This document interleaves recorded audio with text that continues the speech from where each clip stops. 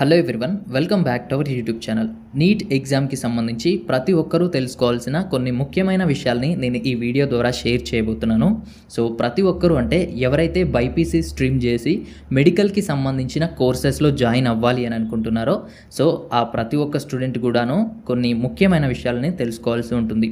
ఎందుకంటే last year కానీ ఇంతకుముందు ఇయర్ కానీ చాలామంది స్టూడెంట్స్ నీట్ ఎగ్జామ్ అయిపోయిన తర్వాత నేను పలానా కోర్సులో జాయిన్ అవ్వాలనుకుంటున్నాను, కానీ నీట్ ఎగ్జామ్ డేట్ అయిపోయింది కదా ఇప్పుడు ఎలా అని అయితే అడుగుతున్నారు. ఇంకొంతమంది అయితే నీట్కి అప్లై చేసుకోలేదు కాబట్టి వేరే కోర్సెస్లో జాయిన్ అయ్యాను, నేను మళ్ళీ ఈ సంవత్సరం నీట్ రాయొచ్చా అని అయితే అడుగుతున్నారు. So students NEET application date అయిపోయిన తర్వాత ఇబ్బంది పడకుండా ఉండాలన్న ఉద్దేశంతో ఈ వీడియో అయితే చేస్తున్నాను.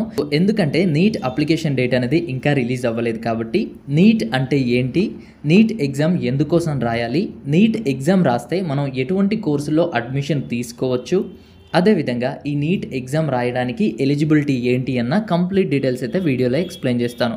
సో వీడియోని ఎక్కడ స్కిప్ చేయకుండా ఎండ్ వరకు చూడండి. అదేవిధంగా ఎవరైనా మీ ఫ్రెండ్స్ కానీ ఫ్యామిలీలో కానీ బైపీసీ చేసి మెడికల్ కోర్సెస్ జాయిన్ అవ్వాలి అని అనుకుంటున్న వాళ్ళతో ఈ వీడియోని షేర్ చేయండి.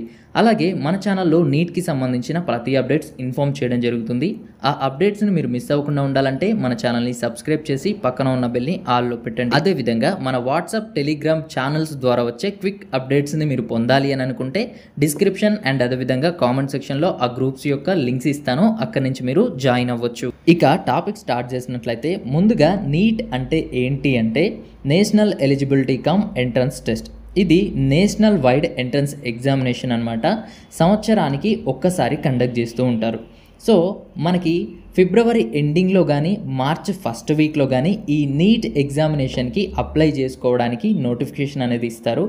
నార్మల్గా మే ఫస్ట్ వీక్లో ఈ యొక్క నీట్ ఎగ్జామ్ అనేది కండక్ట్ చేస్తూ ఉంటారు. ఇక నెక్స్ట్ పాయింట్ వచ్చేసి నీట్ ఎగ్జామ్ అనేది ఎందుకు రాయాలి, నీట్ ఎగ్జామ్ రాయడం వల్ల మనకి ఉపయోగం ఏంటి అనే దాని గురించి. ఇండియాలో మనం ఎక్కడ ఎంబీబీఎస్ చేయాలన్నా కానీ ఈ నీట్ ఎగ్జామ్ అనేది రాయవలసి ఉంటుంది. సో చాలామంది స్టూడెంట్స్ ఈ నీట్ ఎగ్జామ్ ద్వారా కేవలం ఎంబీబీఎస్ మాత్రమే చెయ్యొచ్చు అని అనుకుంటూ ఉంటారు. బట్ ఈ నీట్ మార్క్స్ని బేస్ చేసుకొని మనకి BDS, veterinary, BAMS, BHMS, BSMS, BSc nursing లాంటి కోర్సుల్లో కూడా మనం అడ్మిషన్ అనేది పొందవచ్చు. సో చాలామంది ఎంబీబీఎస్ మాత్రమే ఉందని అనుకుంటూ ఉంటారు. ఎంబీబీఎస్ మిస్ అయినట్లయితే మనం బీడీఎస్ కావచ్చు, లేదంటే ఆయుష్ కోర్సెస్ కావచ్చు, వెటనరీ కోర్సెస్ కావచ్చు, బీఎస్సీ నర్సింగ్ కోర్సెస్ కావచ్చు, వీటిని కూడా ఈ నీట్ మార్క్స్ ఆధారంగా అడ్మిషన్ అనేది తీసుకోవచ్చు. సో మెయిన్లీ మన ఛానల్ని తెలంగాణ అండ్ ఆంధ్రప్రదేశ్ స్టూడెంట్స్ ఎక్కువగా చూస్తారు కాబట్టి సో మన తెలుగు స్టేట్స్లో ఈ వెటనరీ కోర్స్ కావచ్చు, బీఎస్సీ నర్సింగ్ కోర్స్ కావచ్చు నీట్ ఎగ్జామ్ లేకుండా కూడా పొందవచ్చు కొన్ని కాలేజెస్లో. కానీ ఈ ఎంబీబీఎస్ కావచ్చు, బీడీఎస్ కావచ్చు, ఈ ఆయుష్ కోర్సెస్ ఏవైతే ఉన్నాయో వీటిలో మీరు మన స్టేట్స్లో అడ్మిషన్ తీసుకోవాలి అంటే మ్యాండేటరీగా నీట్ ఎగ్జామ్ అనేది క్లియర్ చేసి ఉండాలి. ఇక ఈ నీట్ ఎగ్జామ్కి ఎలిజిబిలిటీ గురించి మాట్లాడుకున్నట్లయితే మీరు మీ యొక్క 10+2లో కానీ లేదంటే ఇంటర్మీడియట్లో కానీ English, botany, zoology, physics, chemistry ఈ సబ్జెక్ట్స్ని చదివి ఉండాలి. సో ఇక్కడ బాటనీ అండ్ జువాలజీని కలిపి బయాలజీగా కన్సిడర్ చేస్తారు.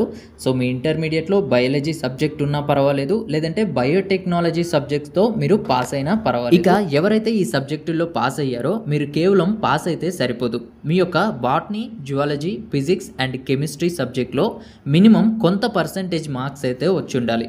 సో ఈ కొంత పర్సెంటేజ్ ఎంత అనేది కేటగిరీ వైజ్గా ఉంటుంది. సో మీరు ఒకవేళ అన్రిజర్వ్డ్ కేటగిరీ అని అనుకోండి, మీ యొక్క మార్క్స్ అనేది ఈ 4 సబ్జెక్ట్స్ మార్క్స్ కలిపినప్పుడు 50% అనేది రావాలి. ఒకవేళ మీరు పీడబ్ల్యూడీ స్టూడెంట్స్ అయినట్లయితే ఈ 4 సబ్జెక్ట్స్లో మార్క్స్ కలిపినప్పుడు 45% అనేది రావాలి. ఇక ఎస్సీ లేదా ఎస్టీ లేదంటే ఓబీసీ స్టూడెంట్స్ అయినట్లయితే ఈ 4 సబ్జెక్ట్స్లో కలిపి 40% మినిమం మార్క్స్ అయితే వచ్చి ఉండాలి. సో ఇంత పర్సెంటేజ్ ఆఫ్ మార్క్స్ వస్తేనే మీరు నీట్ ఎగ్జామ్కి ఎలిజిబుల్ అవుతారు. సో ఇక చాలామంది స్టూడెంట్స్కి ఉండే మెయిన్ డౌట్ ఏంటి అంటే ఏజ్. సో ఎవరైతే స్టూడెంట్స్కి మినిమం 17 ఇయర్స్ ఉంటాయో వాళ్ళైతే నీట్ ఎగ్జామ్కి ఎలిజిబుల్ అవుతారు.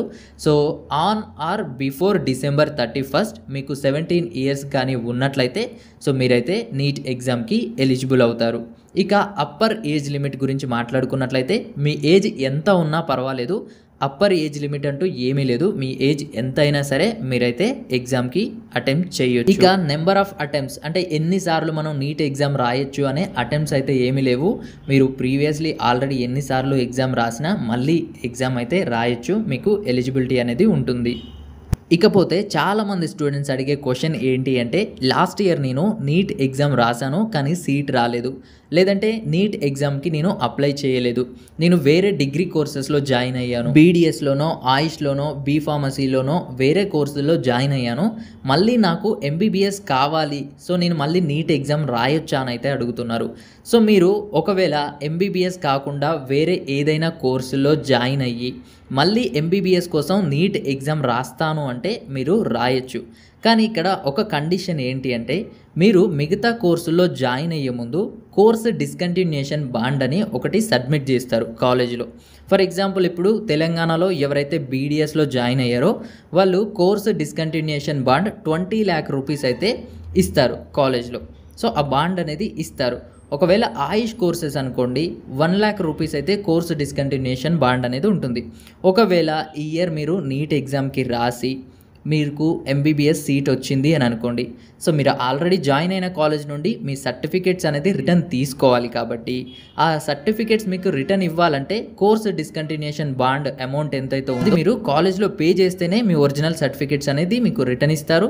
ఆ సర్టిఫికేట్స్ని తీసుకొచ్చి ఎంబీబీఎస్ ఎక్కడైతే మీకు సీట్ వస్తుందో ఆ కాలేజ్లో సబ్మిట్ చేసి మీరు జాయిన్ అవ్వాల్సి ఉంటుంది.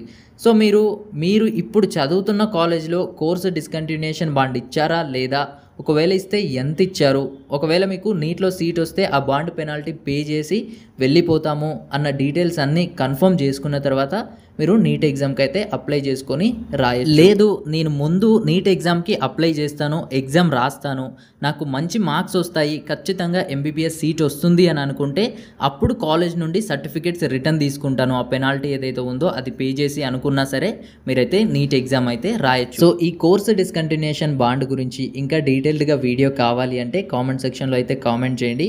అండ్ నీట్కి సంబంధించి ప్రతి స్టూడెంట్ తెలుసుకోవాల్సిన కొన్ని ముఖ్యమైన విషయాలు అయితే ఈ వీడియోలో డిస్కస్ చేయడం జరిగింది. సో ఈ వీడియోకి సంబంధించి కానీ లేదంటే నీట్ ఎగ్జామ్కి సంబంధించి కానీ మీకు ఎటువంటి డౌట్ కామెంట్ సెక్షన్లో కామెంట్ అయితే చేయండి, తప్పకుండా రిప్లై ఇవ్వడానికి అయితే ట్రై చేస్తాను. వన్స్ మనకి నీట్ అప్లికేషన్ రిలీజ్ అవ్వగానే ఇమీడియట్గా అప్డేట్ చేయడంతో పాటు స్టెప్ బై స్టెప్ ఏ విధంగా అప్లికేషన్ని ఫిల్ చేయాలి అన్న డెమో వీడియో కూడా మన ఛానల్లో అప్లోడ్ చేయడం జరుగుతుంది. అలాగే నీట్కి సంబంధించి ప్రతి అప్డేట్స్ మన ఛానల్లో ఇన్ఫార్మ్ చేయడం జరుగుతుంది. మీరు కానీ మిస్ అవ్వకుండా ఉండాలంటే మన ఛానల్ని సబ్స్క్రైబ్ చేసి పక్కన ఉన్న బెల్ని ఆల్లో పెట్టండి. అదేవిధంగా క్విక్ అప్డేట్స్ కోసం మన టెలిగ్రామ్ వాట్సాప్ ఛానల్లో జాయిన్ అవ్వండి, డిస్క్రిప్షన్లో లింక్ ఇస్తాను. Thanks for watching.